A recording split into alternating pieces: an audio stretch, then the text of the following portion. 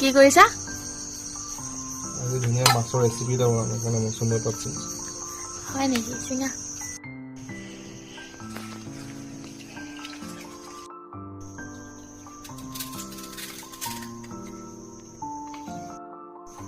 কি দিবা মাছ বনাওঁতে? চজিনা আৰু আম। ঔটেঙা হোৱালে ভাল আছিলে কিন্তু ঔটেঙা নাপালো যে। শুনিছা? অঁ চাহ খাওঁগে ব'লা। ব'লা। হা।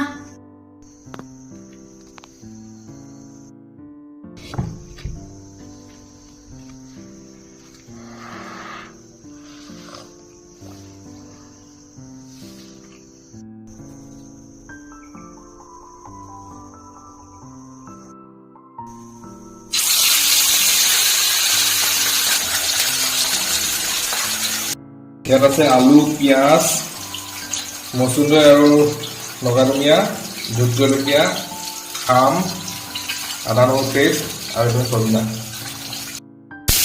এইটো বনাব বইল মাছ। প্ৰথম অলপ তেল দি কিনে পিঁয়াজটো ফ্ৰাই কৰি ল'ব।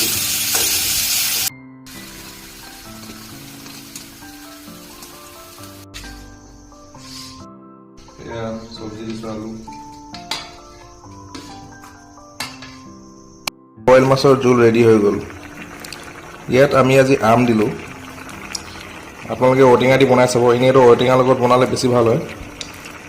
আজি ঔটেঙা নোপোৱাৰ কাৰণে আমেই দি দিলোঁ ইয়াত।